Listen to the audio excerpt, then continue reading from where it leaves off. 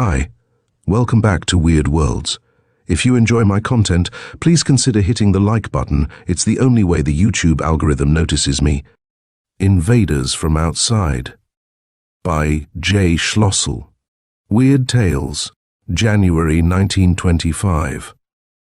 On every hand, huge brilliant suns, single or multiple, flashed past with their retinue of small dark planets. Though there was no sound to mark their passage through the heavens, yet one felt that here indeed was a roaring inferno. Slowly and steadily did the solar system forge ahead through this veritable whirlpool of mighty blazing suns. It was nothing less than a miracle that the sun should be able to guide his charge of planets safely through this densely star-packed region near the center of the Milky Way. Even though the sun now shone with his greatest possible splendor, he was nothing but a tiny dwarf sun within a region where white-hot giants abounded. The intelligent inhabitants of the solar system had, for ages past, been sweeping the heavens with their ponderous astronomical instruments, endeavoring to see farther, always farther.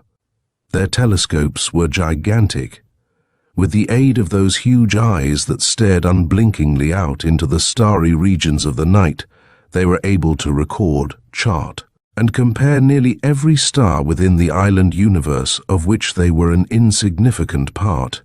It can almost be said that no phenomenon of the sky, great or small, escaped their keen-eyed vigilance. Hot glowing suns and cold dead worlds came equally under their curious, all-penetrating gaze. Their system of research was as near perfect as possible. Besides, if one or more of the members of that great body known as the Scientific Society of the 12 Confederate Worlds missed something through an unavoidable, local condition, the other members did not. Always did they keep watch. And though their instruments embraced the limits of the Milky Way, yet a large number of cold, dark worlds had slipped in past their vigilance. And one of these was now hurtling at an enormous velocity straight toward the solar system, ignorant entirely of its coming, of the curious zigzag course it followed, or of its desperate purpose. The inhabitants of those 12 civilized worlds went on confidently with their researches and their dreams of eternal peace. Peace, to the average inhabitant of the 12 Confederate worlds. The meaning of the words peace and war was unknown. Those two words were met with only in the oldest archives on each planet, for the perfect and secure peace that the 12 Confederate worlds enjoyed had never been broken. They were the masters of the solar system. Peace was even older than the Confederacy, and that was old beyond reckoning. No one knew or had the least conception when the Act of Confederation had been passed. It was forgotten in the bottomless seas of the past. Not even the industrious inhabitants of Mars, though their civilization had reached its apex 250,000 Martian years before, and their written records extended back twice that far, knew when that deathless compact had been agreed upon. Wrought deeply in the smooth, imperishable walls of adamant that surrounded the moon's capital city, Eerie, was the entire history of the ages that had so swiftly glided into the past. But even this greatest and oldest of all histories faded into a mass of criss-crossed lines of undecipherable script long in the ancient past. Dealing with that memorable event, the records of the other civilized worlds were just as illegible with regard to the period when the 12 worlds had confederated. 120 million miles out beyond the orbit of Mars was the orbit of the next world belonging to the Confederacy. It bore no name but was called Number 5. It was situated between Mars and the Jovian system of inhabited moons. And then came Jupiter with his 4 civilized moons, each of which was a member of the Confederacy. Callisto and Ganymede, the 2 largest, Europa and Io, the 2 smallest. Far out beyond the Jovian system, about 400 million miles, lay the orbit of Saturn. Out there, he was supreme. He owed allegiance to none but his parent, the sun. He held continual sway over his 5 habitable moons, Japetus, the outermost, Titan, the largest, while Rhea, Dione, and Tethys came in order named. There were, of course, the moons of Uranus, but life there was still in the savage state. The thrill that the first few fearless Martians experienced when they dared the unknown terrors of the vast, airless seas in their flimsy, crude craft can never be recalled. Bridging the space between the worlds was as common now as traveling from city to city. But there was no danger now, and neither was there any thrill in it. Even though the Confederacy was admitted to be old, very old, interplanetary travel was necessarily still older. It was the forerunner of the other. The very first trip from Mars was to the Moon, which circled the barbarous planet Earth. Those intrepid Martian explorers expected to throw their lives away when they shot up into the absolute void of space. They never thought that they would return, and their folk waited season in and season out. Still they did not hear from them. Years after all hope had been abandoned, their craft was sighted in the clear sky. They were returning at last. The Martians crowded around that ship after the initial shock and roar of its landing was past. As the captain stepped out of his frail craft, he was cheered again and again by the admiring populace. 20 had started out on that first trip into the infinite, yet only 7 others besides the captain dragged themselves wearily onto the Martian soil. The other 12 lay buried in a strange world. They had, for the most part, succumbed to the frightful rigors of the trip over. Their folk begged them then and there to tell of the terrible hardships and dangers that they must have gone through. Those daring pioneers first rested, and then they began their strange tales. That they were thickly garnished with wild imaginings was suspected, but no one then could tell positively. The travelers told of the wonderful feeling of lightness that pervaded them as they stepped out of their vehicle, of the moon's strange vegetation, the great scarlet blossoms that were far larger than any vegetation on Mars. They described the smooth, unbroken plains, the great cities that dotted the lunar landscape, the civilization there that was even older than their own. They recounted in each detail the immense throngs that came to greet them, the perfect hospitality of the moon dwellers, the genuine welcome. They next told of the homesickness that had engulfed them and their inability to leave because they were short-handed. More than half of the crew had died, and they could not work their vessel back. They had made many friends while they had sojourned there. They told their hosts of their yearning to return to their native soil and the reason why they could not. Their hosts volunteered to help them work their vessel back and showered them with gifts when they took leave and invited them to return. When these first voyagers had told their tales and exhibited metals that were considered almost priceless on their own planet, but which could be had in any quantity on the moon. Their tales so fired the adventurous Martians that there was a stampede to sign on for the proposed expedition that their government was undertaking. Other explorers started out in the direction of number 5. They found the inhabitants there as far advanced as they were, but along different lines. The inhabitants of number 5 were aesthetic, pleasure-loving, and beauty-loving creatures. Others went still farther out, to Jupiter and the Jovian system of habited moons. Everywhere they found civilizations almost equal to their own.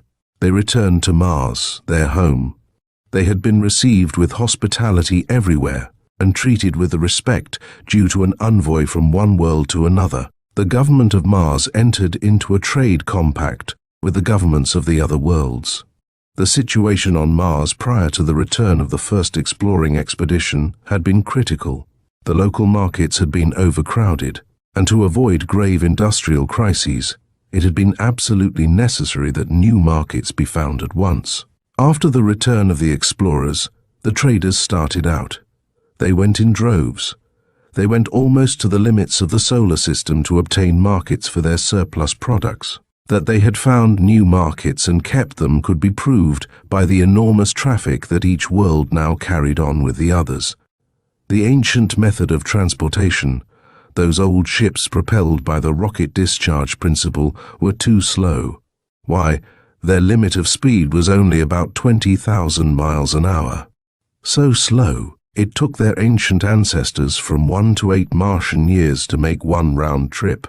Compared to the modern, almost instantaneous method of wireless transmission of solid matter, The rocket-propelled ships were slow and crude. Though the inhabitants of Mars were the most aggressive, they did not presume to the right of leadership or the right to dictate terms. They were too far advanced to entertain such useless dreams of conquest. What they had or knew they gave without stint to the younger civilizations of the Union. All was instantly accessible to every member of those 12 worlds through the Bureau of Knowledge and the Bureau of Means. It seems like a paradox to say that they were civilized and still peaceful, that they did not understand the full significance of war. They knew what war was, but not through personal contact.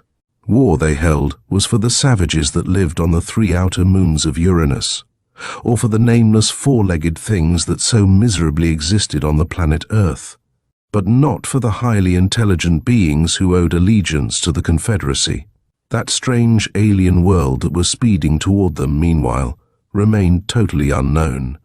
Its small size and its tremendous distance might have been the reason why their mighty telescopes could not bring it into view, or perhaps the curious zigzag course it followed. It made no difference how far advanced their civilization was, they could not read the future. That was admitted to be beyond the realms of possibility. But why couldn't there be one, only one, out of the combined populations of the whole 12 worlds, to warn them of the approaching danger?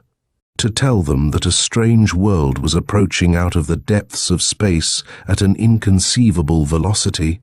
The inhabitants of the 12 Confederate worlds were not individualists. They had advanced beyond that stage on the day when their separate worlds had united, for on that day each race had given up its deep-rooted dream that its own peculiar species had been created supreme above all others. It was the intelligence, not the form or color of their fellow creatures, that they held in high esteem. Messages in the musical, tinkling universal language of the solar system were hourly broadcast from the central broadcasting stations on each planet. The latest news and all the improvements in the field of science throbbed through the ether on equal terms with the commercial matter that was being sent out continually. It was strange that their instruments should be of such strength that they were able to search out and assign to its proper place the smallest and most minute star, yet not know of the approaching body. A message came from Mars, the most industrious member of the Confederacy, that its scientists were working on an intricate instrument that would easily separate into its component parts the thousands of star clusters that dotted the region beyond the Milky Way. When this new instrument would be completed, the Martians promised, they would be able to see the surfaces of the dark bodies that attended the bright stars throughout the heavens. The Confederacy was enjoying its golden era of peace and prosperity. There was no sign of war or strife. The tremendous advancements in every field of activity had long since eliminated the drudgery from existence. Life was very sweet, but not cloying. One question loomed up large. Would not this perpetual peace and ease breed a race of cowardly degenerates? The inhabitants of the 12 worlds had never been called upon to risk their lives against an invading force. They might be soft, as compared to their progenitors of the dark and bygone past, in the matter of muscles, and in their ability to resist the naked elements. But what of it? Life was not so hard now. There really was no need of brawn.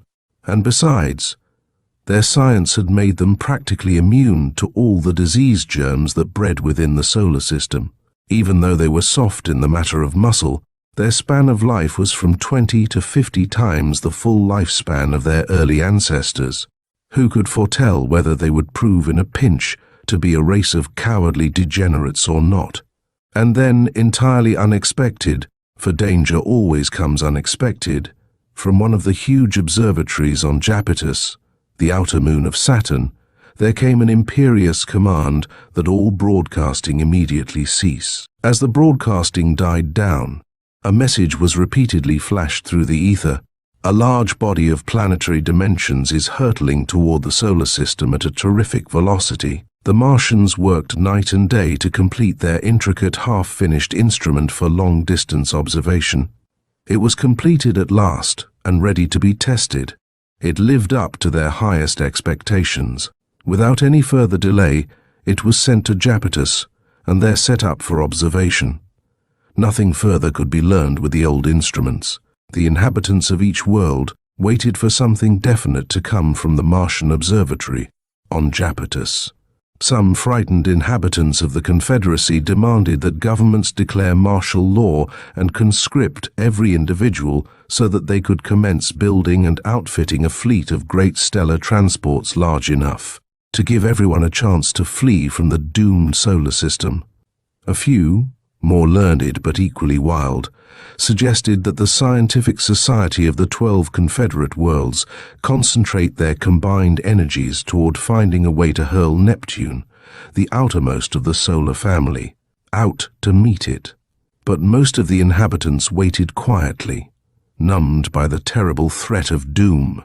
No attention was at first paid to those who let their emotions run away with them, but later, when the hysteria of the few was spreading like wildfire, it was decided to banish all who were inclined to excessive nervousness to some far-off spot until the crisis was either past or their fate definitely settled.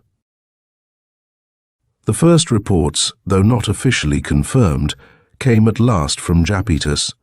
Its distance was estimated to be a little less than the distance that it takes light to travel in half a year. It was much farther away than the first wild reports had led them to believe. Later came its size, speed, and direction. It was generally considered that it was hurtling through space a dead world, a piece of slag, at an incredible velocity of 18,000 miles per second, just 1/10 the speed of light. At that speed, it would be upon them in less than 5 years. Its diameter was ascertained to be about 2,000 miles, or 1/4 the diameter of the planet Earth. It was nothing but a tiny speck as stellar sizes go. Small as it was, at that rate of speed, it was large enough to wreck the civilization of the solar system. The question that naturally came to the inhabitants of those 12 civilized worlds was it only a burnt-out cinder thrown off by some mighty sun with such unerring aim and such great force that it should flash through the heavens straight for the solar system? Or was it inhabited by sentient beings? A reassuring official report was sent out. It said that there was absolutely no cause for alarm, that when the approaching body reached the spot in the heavens where the sun and his attending planets now were, the entire solar system would have moved on many 100 million miles away on its own course. At the rate of speed with which the approaching body was traveling, the attraction of our sun could not swerve it from its course. No. Not even if our sun were 10,000 times his own size. The astronomers welcomed its coming. Its speed was an unexplainable phenomenon of the heavens. Nothing but a head-on collision with some larger body could stop it, they declared. All its surface peculiarities were known by even the youngest inhabitant of the 12 Confederate worlds. It was as smooth as a billiard ball, proof of its great age. A snow-like substance covered its surface, probably to a depth of 500 feet, but the knowledge concerning it extended no deeper than its surface. If their instruments could have seen beneath the snow-like covering, seen what was going on there, the Confederate worlds would have begun feverish preparations for one of the most desperate struggles that had ever been fought. They thought of tracing it back. At that speed, so they reasoned, nothing could have turned it from its course, and so it must have come almost as straight as a ray of light. But they were wrong, very wrong, for its flight was not governed solely by the mechanical laws that govern matter. The Confederate worlds made no allowance for such a thing as a directing will. If they had known of its curious zigzag course, could they have accounted for it? They knew no laws to explain why it should swerve sharply aside when it came into the neighborhood of some of the mighty suns that had dotted its course as it flashed on its way toward the solar system, and then, after passing them, resume its former course. Instead of repulsing, those mighty suns irresistibly attract any wandering bodies that chance to come within the field of their influence. It was impossible to trace back its course, but if they could have done so, they would have been dumbfounded at the immense distance that the approaching body had covered. It was a visitor from a far-off region, indeed. Out beyond the borders of the Milky Way, the star clusters gleam as thick as the stars shine overhead on a clear, frosty night. But they do not shine with the sharp brightness of nearer stars. It is their distance, impossible to comprehend, that makes them appear nothing but a patch of soft, hazy light. Notwithstanding the fact that each cluster shines with the combined light of 50,000 to 100 million huge flaming suns, everything must in time grow old. The living take their substance from the dead. The suns grow old and die. Everywhere in the heavens, the ruins of dead star clusters can be seen, huge, shapeless masses that are absolutely dead black. And that approaching world, and many others, had come from somewhere out there, not from a living, glowing star cluster, but from the outskirts of a dead, intensely black region. From a region, if such a region can be imagined, where all matter has nearly reached a state of perfect equilibrium, where all matter is nearly stable, and so all matter almost dead. There were no flaming suns there to give light to that terrible darkness. Each body within the borders of that lifeless region was breaking down. The molecules were disintegrating, the atoms flying free. In the boundless sea of ether, the atoms were moving sluggishly away in vast cloud-like masses. This was the end of a universe. Like slinking rats from a sinking ship, this approaching body had come from that region. It came with a grim, fixed purpose, nearer, still nearer. It was invisible to the naked eye. It was calculated to soon pass the solar system. Some of the more hot-blooded members of the Scientific Society of the 12 Confederate Worlds requested permission to take one of the Society's interstellar vehicles, provision it for a lifetime, and go out to meet and board it. They painted in glowing pictures the advantages that the Scientific Society would gain from their sacrifice, and the perfect descriptions that they would be able to broadcast back.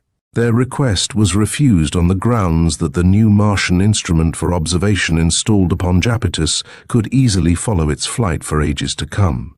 It would be only a useless sacrifice of life to attempt to board that strange object. In the secret code of the Scientific Society, word was sent out that this body had actually stopped in its headlong journey. It hung poised, motionless, then began to fall slowly toward the solar system. These new and terrifying facts were not given to the general public. It would not help matters if they knew, but might bring on another attack of hysteria. The Scientific Society could hardly believe the evidence of its observation instruments. The body continued to drop slowly toward the sun, and then, as it neared the orbit of Neptune, it turned, and at an acute angle, it began to head for old Neptune, who was crawling out of the west to meet it. A collision seemed imminent. Its speed was very slow, no more than 1,800 miles a minute, just a fraction of its former tremendous speed, and it became still slower. When the newcomer came within 250,000 miles of Neptune, it began to circle him as if it were a moon. The Scientific Society heaved a sigh of relief and gave out the facts then to the public. The changing speed and the deliberate actions of this new member of the solar family were unexplainable. Still, all the threatened danger seemed past. The instruments that had been brought to bear upon this new member showed that the snow-like substance that covered its surface was quickly evaporating under the warm, kindly glow emanating from old dying Neptune. In a little while, all the snow-like substance had evaporated. It had turned into an almost transparent envelope of heavy bluish gas. The surface under the covering was then seen for the first time by the observers on the 12 Confederate worlds. Nearly the entire area of this new world was covered with square or oblong structures.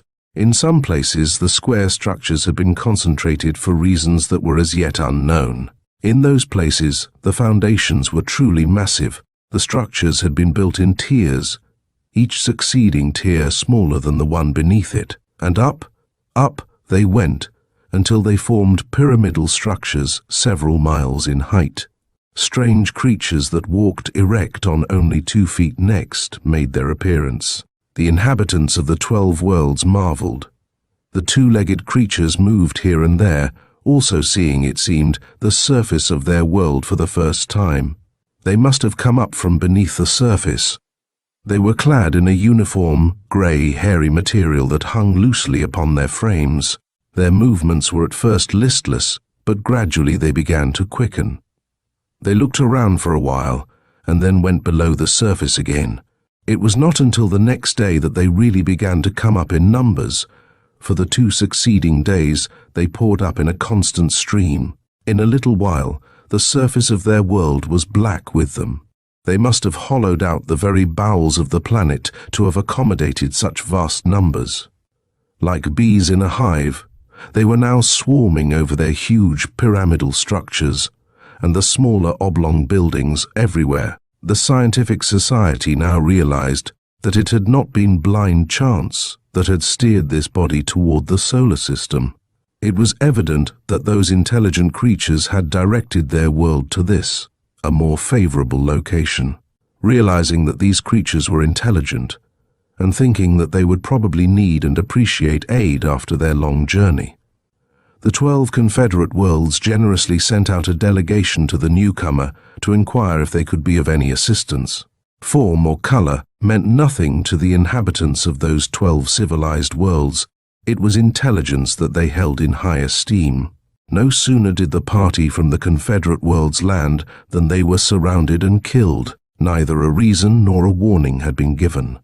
They were killed with about as much compunction as one would kill some loathsome insects. After killing them, these strange two-legged creatures were seen to go about their tasks as if nothing had happened. The inhabitants of the 12 worlds were startled, horrified. They actually did not know what to do. The act had no precedent in all their histories. Something must be done. But what? A reprisal? They did not even think of a reprisal, for they were essentially a peace-loving folk. It was unwise to send out another delegation to demand an explanation. They tried every means of interplanetary communication, but they elicited no response. A few hours after the killing, a group of those strange creatures, but evidently in high command, for they were dressed in bright red instead of the usual grey, and the grey-clad creatures prostrated themselves whenever the red-clad group came near them, had come up to view the remains of the slaughtered delegation. They were seen to question in turn those who killed them. Those questioned were seen to point up toward the sun and toward the 12 Confederate worlds. The red-clothed were next seen to go over and examine the interplanetary vehicle that the delegation from the 12 worlds had arrived in. After the event of the red-clothed group, the inhabitants of this strange world were seen to start building some new huge pyramidal structures and repairing the old ones. Always before had it been the Confederate worlds who were the masters of every situation, but now they were plainly bewildered. They decided to bide their time and wait. They did not fear the invader. It was quite a different matter, this killing of a few unsuspecting individuals from attacking the 12 civilized worlds. From the moment that the strange world so suddenly arrived, and with its first ruthless act took up its sullen position as a new member of the solar family, the watchful eyes of the 12 Confederate worlds did not leave it for an instant. Every act was viewed with suspicion. Intensely did they watch the two-legged creatures repair and build the huge pyramidal structures that reared their heads several miles above the surrounding surface. With deep wonder, they watched them bring out from the interior of their planet large metal box-like objects.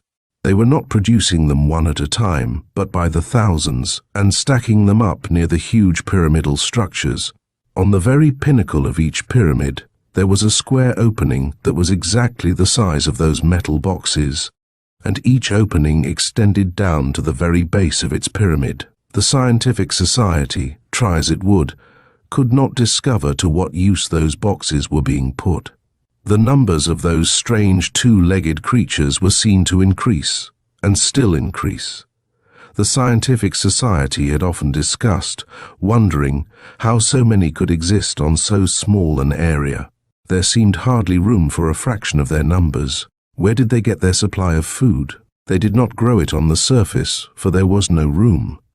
Did they manufacture artificial foods? Several times in past ages, the scientific society had produced artificial foods, but the inhabitants did not seem to relish them, though they were as palatable and nutritious from the chemical standpoint as any of the foods that nature produced.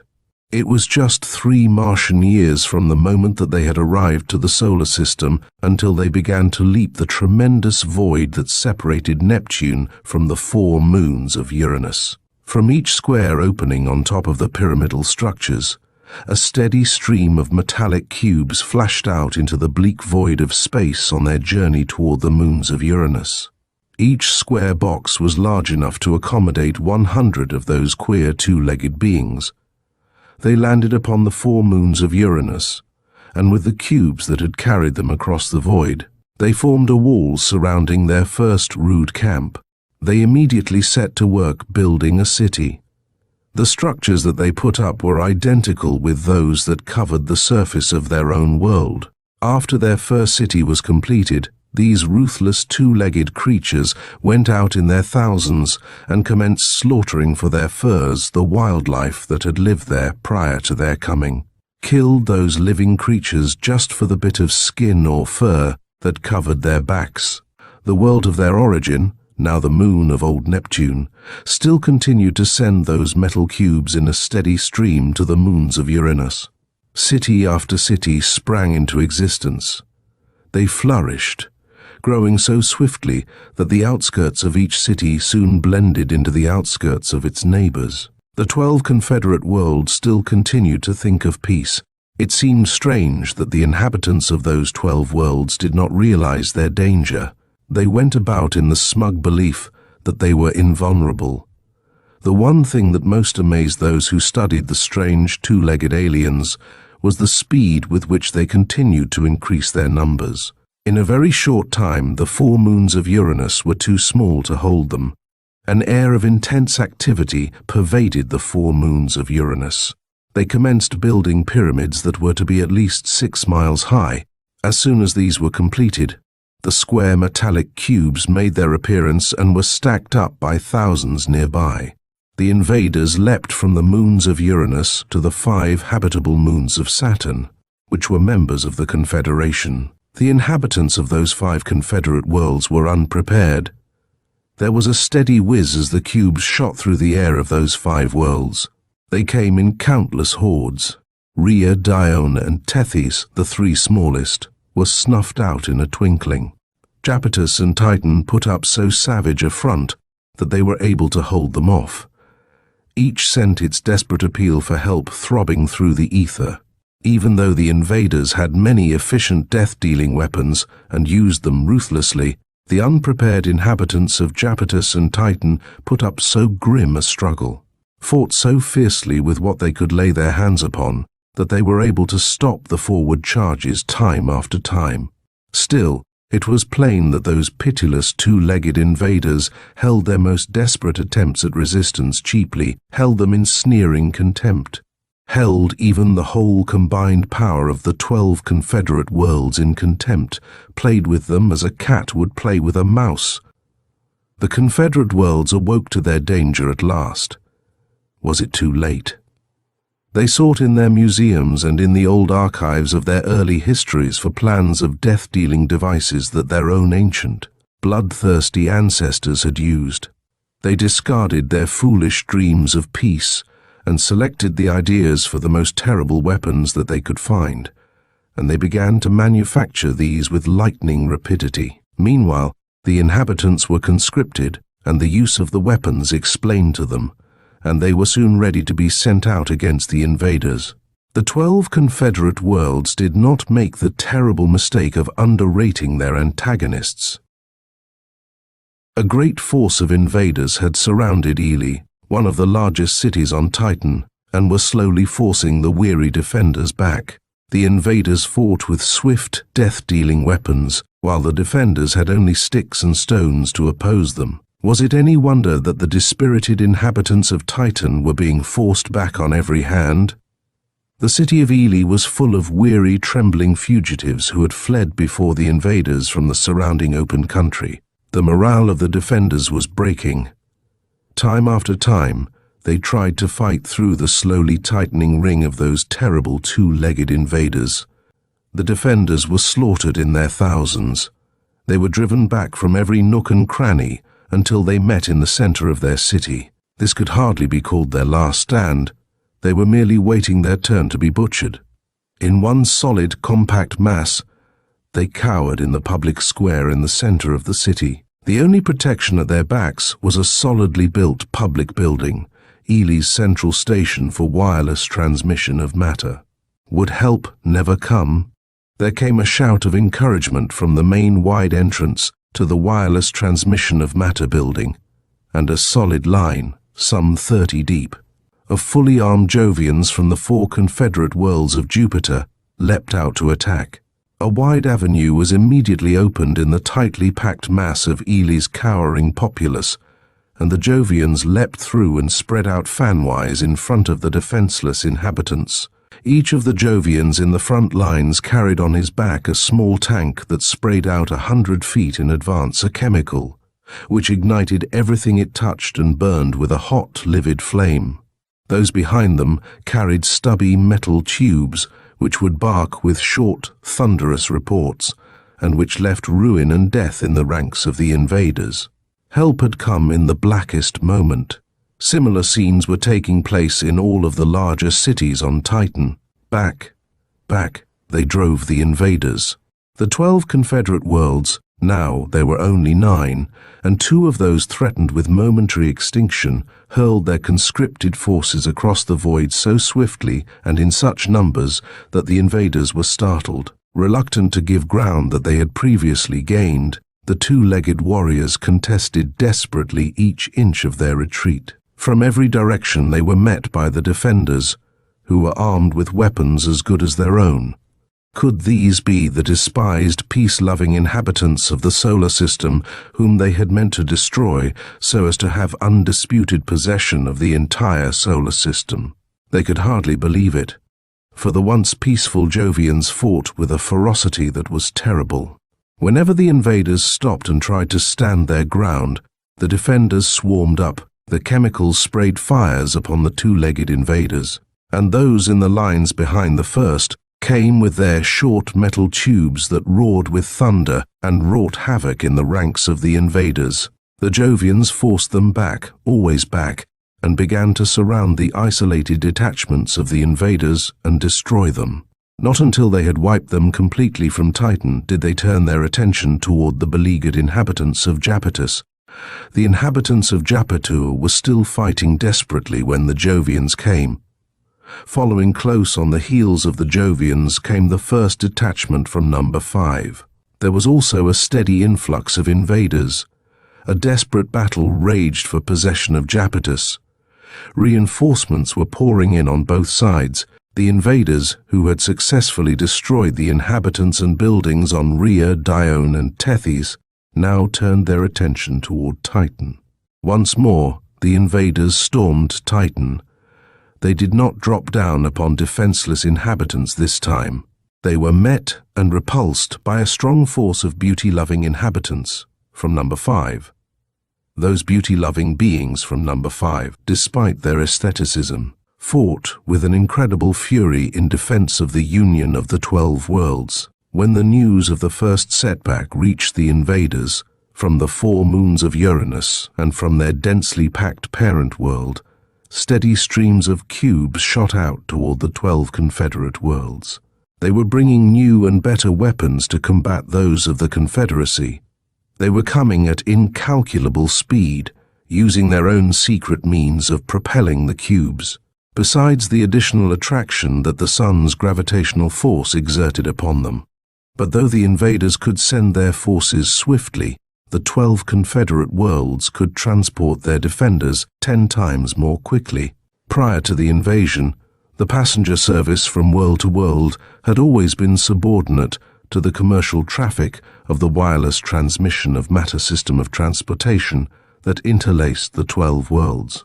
But with a few slight modifications, The whole system of transportation was made available for passenger service.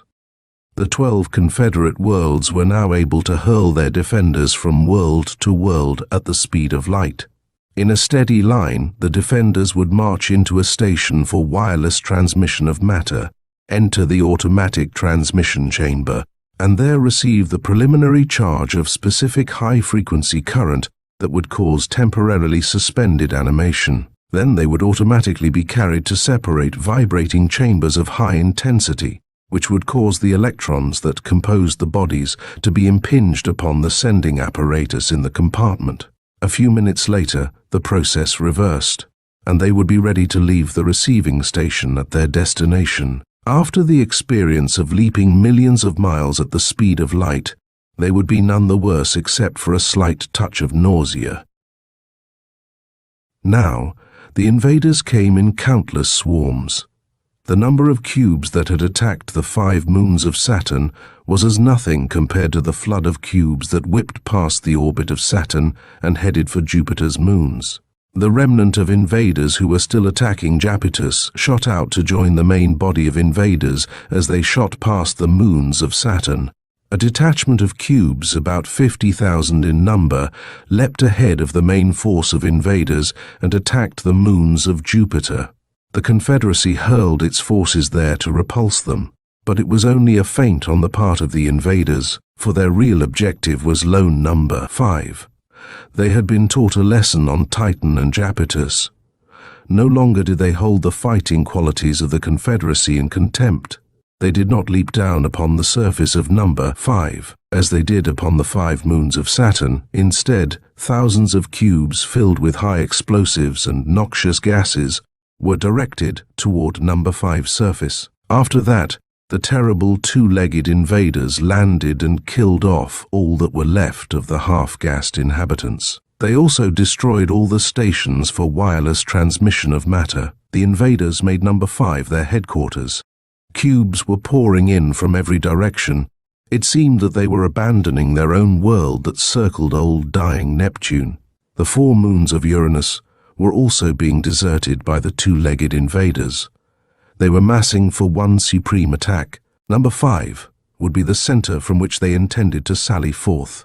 The inhabitants of the 12 Confederate worlds realized it.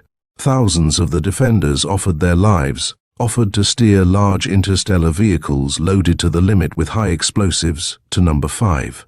But those in supreme command demurred, for the scientific society had just perfected a new terrible weapon. This was manufactured with all possible speed and sent to the 8 remaining worlds of the Confederacy. Hope flamed anew throughout the 8 sorely tried worlds. The invaders did not delay an instant. They had experienced only 2 setbacks. So far, they had the best of it. They sent a stream of cubes filled with explosives and gases toward Callisto, the outer moon of Jupiter, and destroyed all life on it. At the same time, they sent a mighty force to Mars. The Martians had been preparing a fleet of swift interstellar vehicles and were prepared to offer stubborn resistance. As the invaders neared Mars, the Martians left the surface of their world and went out to meet them in the empty void. The 2 forces met, and from the start, the Martians were outclassed. They were slowly forced back to the surface of their own world, for the cubes were superior in every way to the Martian craft. From the 6 remaining Confederate worlds, jets of intense light leapt toward number 5. This playing of light on the invaders seemed so weak and ineffectual. It was the new weapon. The light at times appeared to be of delicate purple. It would grow until it was a bright purple, then fade into invisibility. It seemed the weapon of a child, and yet whatever it touched was destroyed.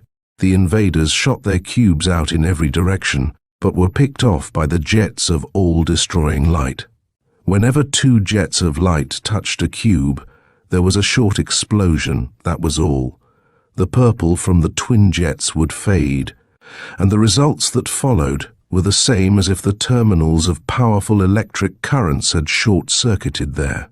The jets of light were merely carriers for an electric current that was capable of vaporizing any substance that came between any 2 jets. The jets of light from the 6 worlds had now reached number 5 and were destroying everything upon the surface.